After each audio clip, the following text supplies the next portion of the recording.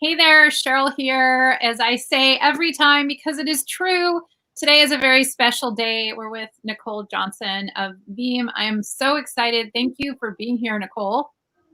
Thank you for having me.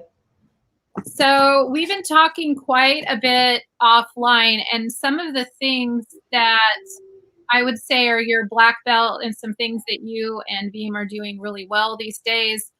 We're going to have a conversation about those. But before we do, and we share some of those, what I call gems of wisdom that can help all of us, I want to ask you, a couple questions, a little bit about early in your life, like what inspired you as a young person? Now, you've come a very long way in your career. And was there something that inspired you, that either inspired you to greatness, or really maybe your life was kind of difficult and you overcame it and then you wanted to help others thrive instead of struggle? So, is there anything that inspired you to get up to this point? Well, sure. Well, I'd say categorically, I'm the daughter of a retired Marine, so responsibility and diligence and excellence is, a standard operating procedure kind of thing.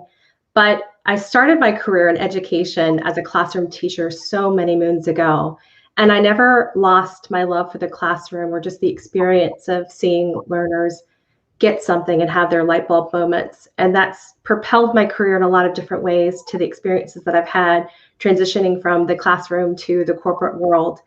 And I think if I was to say, what's inspired me or kind of motivated me to continue and to progress has been, challenges that I've experienced and projects working with teams and just trying to get better along the way and recognizing opportunities for growth when things haven't gone so well.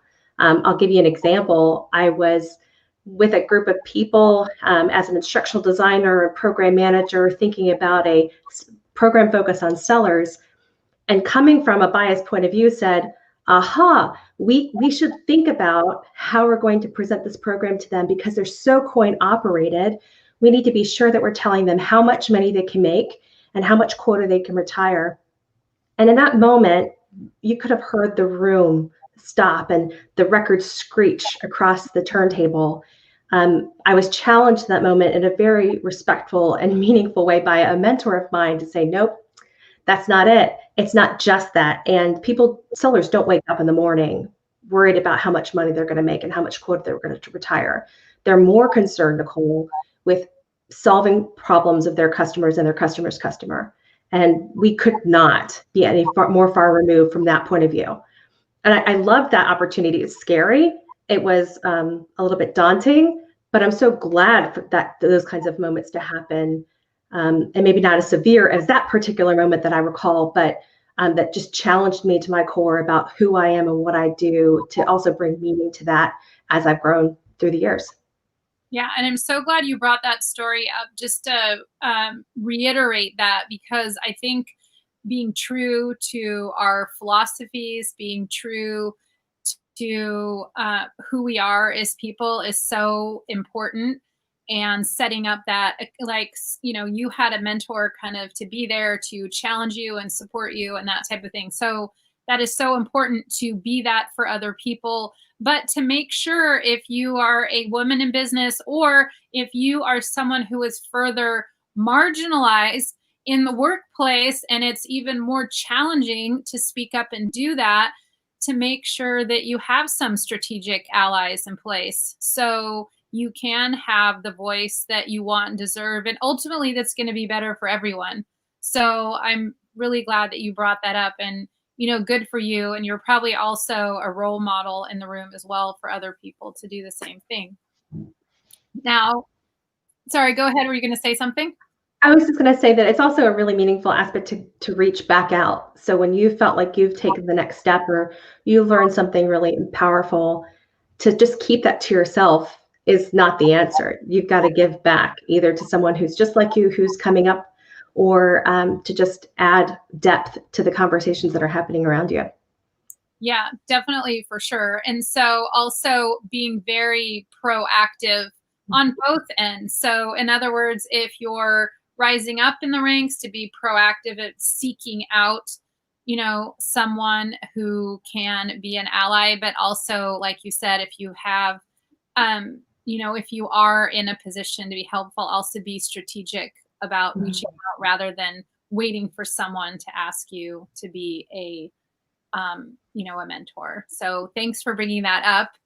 And, you brought up a very important, I want to call it a quote, or kind of a saying that I believe in wholeheartedly, and that is about failure. Failure is feedback. And I just want to parlay on that because at least what I found in working, with senior leaders, but also with high level athletes is that world-class performers, they know how to fail and fail quickly. So they're not afraid to fail. So can you elaborate a little bit more on what you meant about that? Sure. For the sales training programs that we have, especially for our inside and renewal sellers, we create a learning zone. And that learning zone is where you should fail forward, fail fast, and fail often, so that while you're in the learning zone, you can retool and grow and learn from those mistakes and get the feedback that you need so that when you're in the performance zone and at your seat and doing your job day to day, you're able to optimize your level of performance much more quickly. I say that failure is feedback. I say even to my daughter, what did you learn from that? Okay, that hurt, or this didn't go how I wanted, or I completely bombed that role play. Whatever it might be, it can help to build momentum for what you want it to be.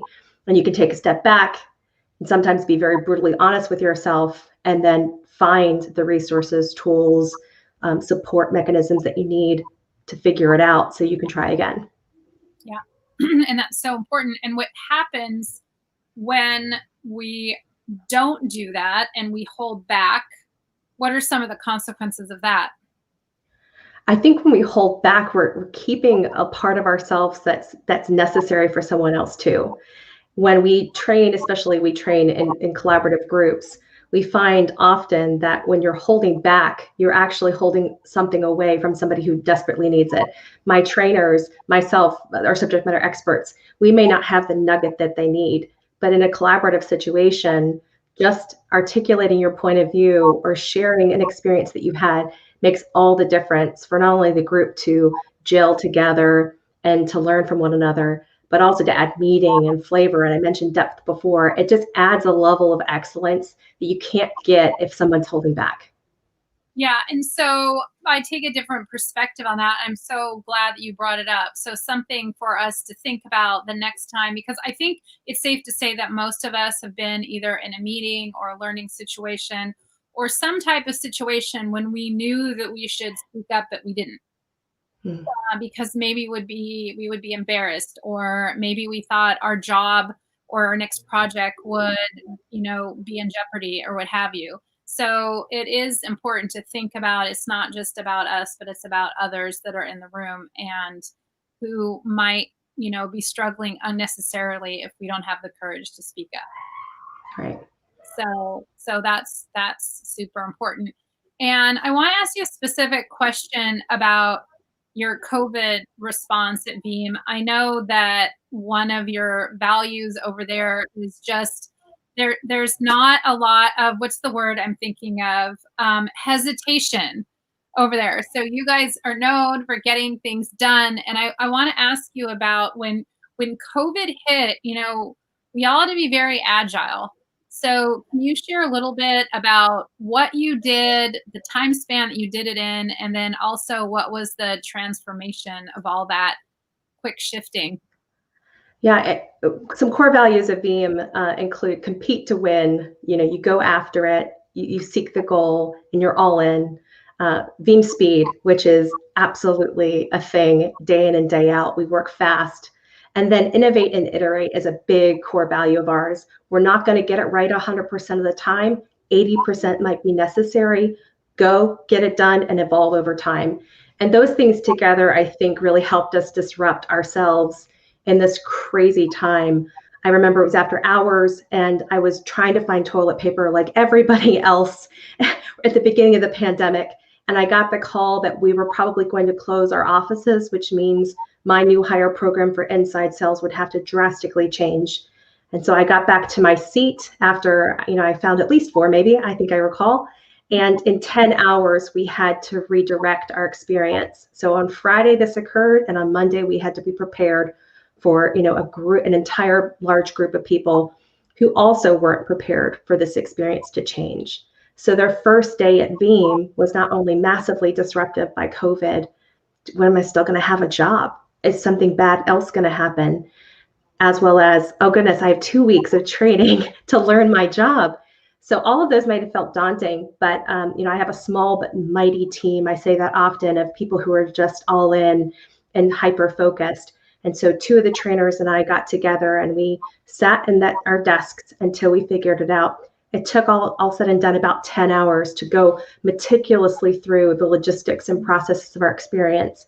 But Monday came around, in an iterate fashion. Did we get it all perfect? No, but I think the SAT scores that we look at to determine whether or not we feel like we've succeeded, as well as the feedback from the sellers anecdotally. Thank you for leaning into this time. Thank you for seeing me, keeping video on, keeping the dialogue going. And we did it justice. And since then, we've done, goodness, more than 15 different groups of new hire. Wow, that's incredible. So good for you and your mighty team for getting that done. And there's a very important underlying message there, and that is just, when you need to get it done, it needs to get done. And so to just go, surround yourself by as much help as you can get, or whatever help is most appropriate, or whatever allies that you need, and understanding that it can be messy and that's okay. Yeah. But that, and I think too, for new hires, that is really a great way to role model for them about what's possible and how to keep moving forward during disruption. So, and then when it comes to, calls to action, or if you want to leave the people that, that are listening to this with something that they can do, what information would you like to share with them, or where can you steer them? Well, I think the space that I found myself in the last 8+ months has been, while this time is super disruptive to our relationships with our family and friends, going to sporting events, doing the things we know and love to do, it's also a great time to reflect and to also disrupt ourselves, our thought patterns, our mindset, showing up in the places that we say we want to grow in. So for me, I'm thinking about it, mind, body, and soul. Am I feeding myself the way that I do to be in alignment with where I've said I wanted to grow? And are the people around me going to support that? If they're not, then maybe those relationships right now are not going to be the ones that I'm going to provide more of my time to. I need people to challenge with me. I need people to support me and to be there with me. But I also need them to help, whether it's a mentor or whether it's a colleague at work, to tell me where I'm out of bounds, or to feed me a great podcast. Hey, you need to listen to this. You need to read this. I work with a phenomenal group of people who are more like family than just work colleagues. But when you've got somebody to have your back, I think it's a really special thing. Yeah, so it's not just having your back, but almost taking a coaching position. Because when I talk to people before taking them on, I have to be very transparent. I say, I'm a biggest cheerleader, but I'm also going to push you, Yeah. because I know it's possible for you. And what I'm hearing from you is just being aware of having those people around you that see some things in you that either maybe you won't see yourself, or you might be a little afraid to go after. Maybe that person is you're considering jumping in the cold lake, that might give you a little nudge, so you jump in anyway, and then they support you along the way. Absolutely. Yeah. So it sounds super important. And keep in mind that we are pretty much the 5 people that we spend the most time with. So I think you brought up also something very important, is that now that we're heading into the holidays and month 9, I believe, I guess it is 8.5 of this pandemic, and everything else that's going on. And, of course, when we're recording this, it's just after the election, to really take some inventory And a lot of us too, as we're heading in a couple weeks to Thanksgiving, seems like everyone has someone in their family that's supportive, but also maybe trying to be politically correct here, some people that they might be related to that don't support their values or that aren't living into the type of person that you were just describing. And of course, we cannot kick our family to the curb, nor do we want to, but we can be mindful of the boundaries that we set and how much we allow them in, and how, and some, maybe some distance that, we need to create. And then also being very proactive about who we want to surround ourselves with. And if we don't have them, being proactive about finding them. So I'm really glad that you brought that up because it's so very important. Um, so is there a website, or what about Veeam can people go check out? Because I know you've spent a lot of work, they're just really growing your team, and there's a lot of great things going on there. Is there anywhere where they can check it out? Well, Veeam.com for all things Veeam is a great place to start. From a sales acceleration perspective, Mike Blanchett has just built a powerhouse organization of world-class training and enablement. Externally, we've been really blessed to have won some big awards over the last couple of years of the things that we've done. Well, there's no website in particular to go to. I think just for those who are on enablement or supporting sales organizations, I think one thing that we've done is just been really mindful of, it's not necessarily just about us. It's about the teams that we support. And so, we're really grateful for the great support we've been given and the accolades that this team has brought, but it's not just because of us that we've done that. Yeah. Mm-hmm. And then one thing that I'm trying to get people to do more, excuse me, is to toot their own horn a little more. So why don't you share a little bit about some of those awards? Well, I'm happy that you might actually get a little peek at some of them behind me. We've been fortunate enough to build programs that have won awards for talent management, talent development with Brandon Hall. We've won Stevie Awards for programs that we've been recognized for business impact results. CLO just awarded us 2 awards recently for programs that we've done with sales methodology and our new hire onboarding program.